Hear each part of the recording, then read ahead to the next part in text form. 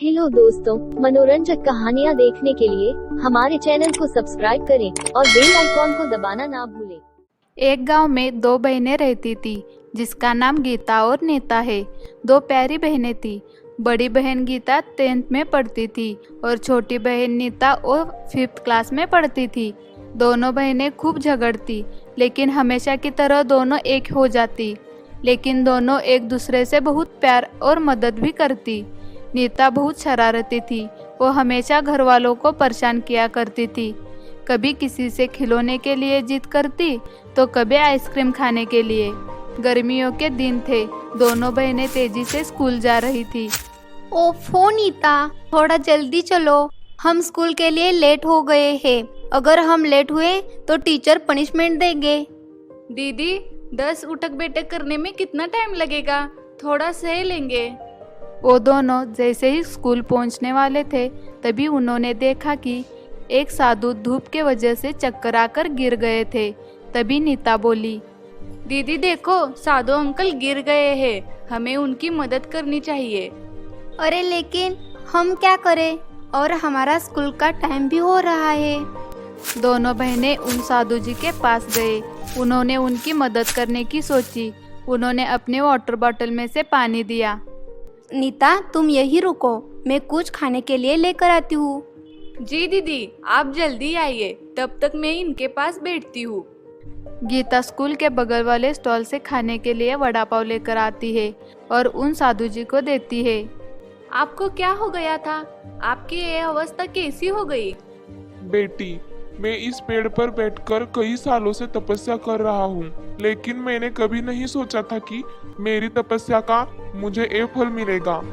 क्या हुआ साधु जी, कैसा फल? जब मेरी तपस्या पूरी हो गई तब मैंने एक वरदान मांगा था कि मुझे ऐसी चीज चाहिए जो मुझे किसी भी संकट से बचाए और अपनी जादू से मेरी हर मनोकामना पूरी करे। लेकिन इस गर्मी की वजह से मेरी तबीयत बिगड़ गई और मैं ये कर नहीं सका। वो दोनों सारी बातें सुनकर विदा लेती है और साधु जी से वादा करती है कि वो उन्हें दोबारा जरूर मिलेंगे। लेकिन स्कूल में गीता और नीता का ध्यान उन्हीं बातों पर था। जैसे तैसे उन्होंने स्कूल का दिन गुजारा और घर जाते वक्त दोनों उन्हें देखने चली गई। लेकिन उन्हें वहाँ साधु जी नहीं दिखे, पर उन्हें वहाँ एक छोटा सा कुत्ता दिखा जो उन दोनों को देखकर भौंक रहा था। उस कुत्ते को देखकर दोनों बहुत खुश हुए और अरे ये देखो, एक कुत्ता कितना क्यूट है, शायद साधु जी ने इसे बना दिया। और वो वहाँ से चले गए। क्यों ना हम दीदी इस कुत्ते को घर लेकर चले, हम इसे बहुत खेलेंगे। लेकिन ये हमारे घर रहेगा। और दोनों बहनें खुशी खुशी उस कुत्ते को घर लेकर जाते हैं और उसे डॉग हाउस में रखते हैं। तभी उन्हें एक आवाज आई। कुत्ते की आवाज सुनते ही दोनों डर के मारे वहाँ से दूर हो गई। अरे भागो यहाँ से, मम्मी मम्मी। अरे डरो डरो मत बाबा, मैं तुम्हारा दोस्त हूँ। अरे रुको, ठहरो। और वो दोनों उसकी बात सुनकर वही रुक जाती है और उससे सवाल करते हैं, तुम बोल कैसे सकते हो? कौन हो तुम? धीरे धीरे उसके पास जाकर बातें करने लगते हैं। तुम बोल भी सकते हो? और क्या क्या कर सकते हो तुम?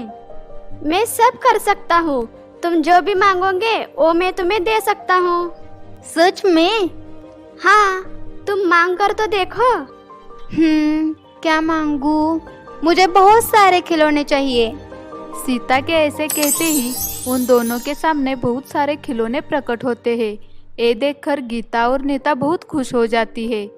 तुम उस साधु जी को जानते हो? तभी वो कुत्ता सारी बातें बताता है। मुझे उस साधु ने बनवाया है। उनके वरदान से ही मैं बोल सकता हूँ और जादू भी कर सकता हूँ। लेकिन मुझे उनके पास नहीं जाना, क्योंकि वो मेरा गलत इस्तेमाल भी कर सकते हैं और मैं नहीं चाहता कि मैं कुछ गलत करूँ। और कुत्ते की बातें सुनकर उन दोनों ने निश्चय किया कि उस कुत्ते को वो साधु को नहीं लौटाएंगे और कुत्ते को वादा किया कि उसे सही सलामत उनके पास रखेंगे। और अगले दिन जब वो स्कूल जा रहे थे तब उन्होंने उन साधु जी को परेशान देखा। जैसे ही साधु जी की नज़र गीता और नीता पर गई, वैसे ही वो दोनों स्कूल की तरफ चलने लगी। लेकिन साधु जी को उन दोनों पर शक हो गया था। हो न हो, ये दोनों बच्चियां कुछ न कुछ छुपा रही हैं। आज स्कूल छूटने के बाद इनका पीछा करके मुझे पता लगाना ही होगा। जैसे ही स्कूल की छुट्टी हुई वैसे ही ये दोनों घर की तरफ जाने लगी, लेकिन साधु उनका पीछा करने लगता है और उनके पीछे पीछे जाने लगते हैं। वो देखते हैं कि वो दोनों अपने घर की तरफ चल रही है।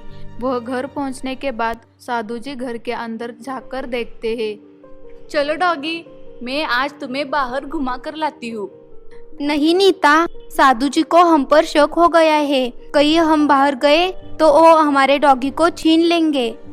लेकिन उन्हें कैसे पता कि हम कहाँ पर रहते हैं? मैं इसे घर के पास में ही घुमा कर ले आऊंगी। तब रुको, मैं भी तुम्हारे साथ चलूंगी। दोनों उस कुत्ते को लेकर बाहर जाती है और वो देखती है कि साधु उनका इंतजार कर रहा था। अब आई दोनों पकड़ में, चलो मेरा कुत्ता मुझे लौटा दो।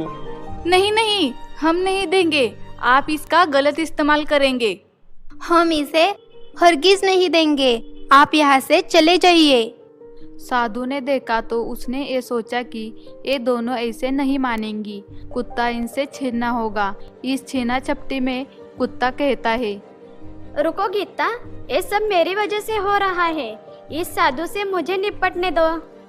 उसके बाद डॉगी साधु को काटने के लिए साधु के पीछे पड़ा और उसने साधु को वहां से भगा दिया। ये सब देखकर गीता और नीता बहुत हंसने लगी और साधु वहां से धोती उठाकर भाग गया।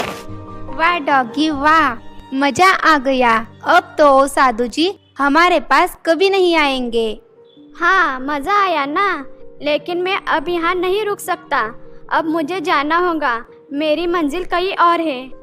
डॉगी ने गीता और नीता को शुक्रिया अदा किया और उन्हें कई सारे गिफ्ट देकर वहां से गायब हो गया। दोस्तों, अगर आपको ये कहानी पसंद आई तो लाइक करें, सब्सक्राइब करें और कमेंट में बताएं कि कहानी में आपको सबसे अच्छा क्या लगा।